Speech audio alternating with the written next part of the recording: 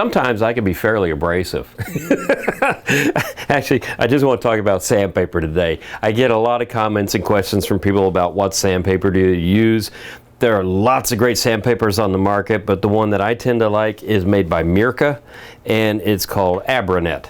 And look at the back side, you can see the name on it, but you can also see through it.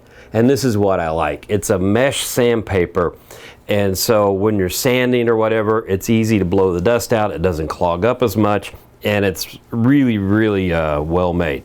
The other cool thing about it is it's fuzzy on the backside. Why is it fuzzy?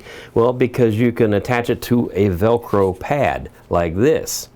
And so by putting this on the Velcro like so, okay, now that sticks on there. So when you're sanding something, you have protection from the heat for your hand.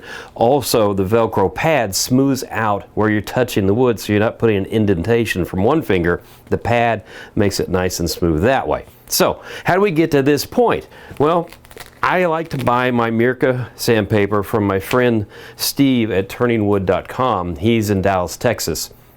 And he carries all sorts of sandpaper, but the cool thing about the Mirka is, you know, this stuff can be expensive. Any sandpaper can be expensive. A woodturner I really respect once said, you have to treat sandpaper like you never paid for it because you got to use a lot of it. Well, he sells the Abranet in rolls. He sells it cut too, but this is so much more cost effective to be able to take a roll of sandpaper and cut it to the dimensions you need.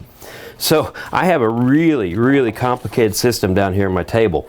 I have two lines, and basically I'm just trying to tell myself I want to be a little bit over this line, and I take some heavy-duty scissors that I bought at a hardware store, and now I know this is just a little bit longer than that pad there. So I will cut up a bunch of these and then have them on the side stored, so when I need them I can grab them easily. And let's show you that right there. Okay, here we go.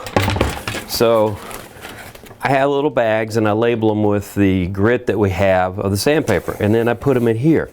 So anytime I need to refill, I just grab 120, I've got 180, I've got 320, I've got 400. So that's how I organize and do my sandpaper. Oh, the thing I left out was the neoprene, by the way, comes from a website called thesandingglove.com. And you can buy this in different thicknesses, and the Velcro is really, really strong and good, and then you just cut it with a set of scissors. So you can make these any shape, any size, any way you want to do the sanding that you need to do.